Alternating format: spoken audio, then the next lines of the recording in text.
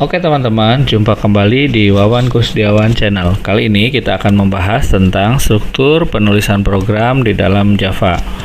Nah, kalau kita melihat misalnya ini ada contoh sederhana program atau sebuah kelas yang ditulis dengan bahasa Java. Di dalamnya ada apa saja sih bagian-bagiannya? Mari kita lihat. Pertama, dalam program Java kita bisa menambahkan yang namanya komentar. Komentar ini sifatnya adalah sebuah catatan atau dokumentasi ya. Kemudian yang kedua ada nama kelas. Ini sudah pasti karena kita membuat kelas biasanya ditandai dengan kata-kata kelas.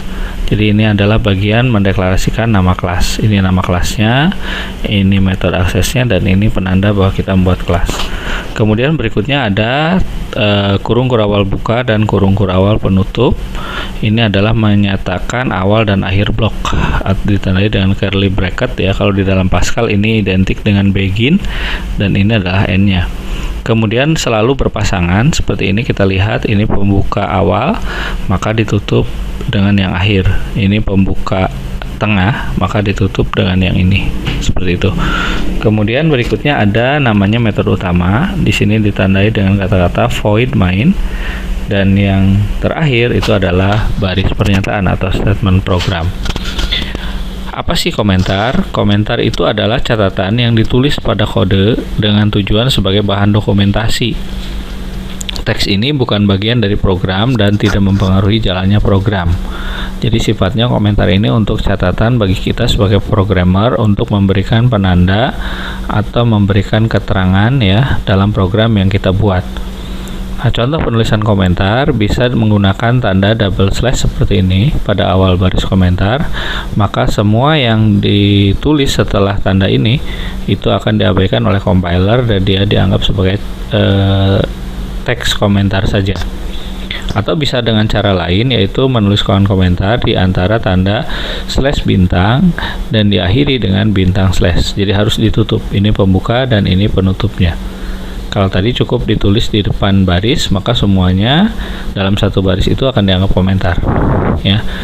Nah, contohnya seperti ini, membuat kelas untuk menampilkan teks string. Jadi ini pembukanya dan ini penutupnya.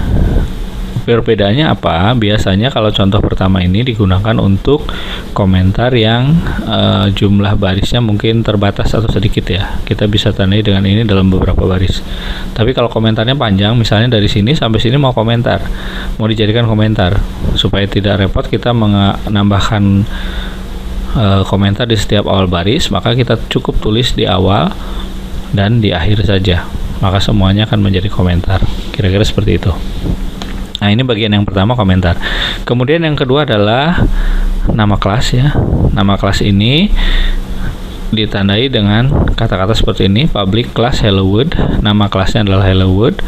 Berarti kelas ini penanda bahwa kita sedang buat kelas, public itu adalah aksesnya.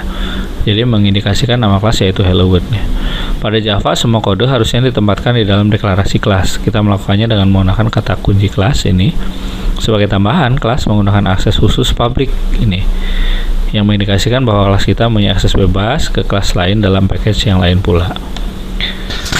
Oke, selanjutnya kita akan bahas tentang awal dan akhir blok. Awal dan akhir blok ini terdiri dari kurung kurawal buka yang mengindikasikan awal blok dan kurung kurawal tutup yang mengindikasikan akhir blok. Ya, pada kode ini kita menempatkan kurung kurawal pada baris selanjutnya setelah deklarasi kelas. Bagaimanapun kita juga dapat menempatkan kurung kurawal ini setelah baris pertama dari kode yang kita tulis. Begitu juga dengan kurung penutupnya, boleh sejajar atau boleh kita tulis di bagian bawah atau baris selanjutnya. Statement berikutnya adalah metode utama. Metode utama dalam Java biasanya ditandai dengan public static void main. Bisa kita tuliskan curly bracketnya ini sejajar atau bisa kita tulis di baris berikutnya. Nah, ini mengindikasikan nama suatu metode dalam kelas hello world yang bertindak sebagai metode utama. Metode utama adalah titik awal dari suatu program Java. Semua program yang ditulis dalam bahasa Java dimulai dengan metode utama. Kemudian yang bagian terakhir dari penulisan program itu adalah pernyataan atau statement program. Dalam hal ini kita menulis satu baris pernyataan, yaitu system out print hello world. Maka artinya akan menampilkan teks hello world pada layar. perintah sistem outprint menampilkan teks yang diapit oleh tanda double quote ini. Jadi apapun yang ditulis di sini itu yang nanti akan tercetak pada layar. Nah, pernyataan dalam Java itu adalah satu atau lebih baris kode yang diakhiri dengan semikolon. Jadi tadi tandanya baris pernyataan itu biasanya di bagian akhir ada tanda titik koma atau semikolon seperti ini. Itu berarti menyatakan bahwa dia adalah sebagai baris program, kode program. Nah, ini sebagai contoh pernyataan baris tunggal, jadi pernyataan hanya satu baris perintah saja.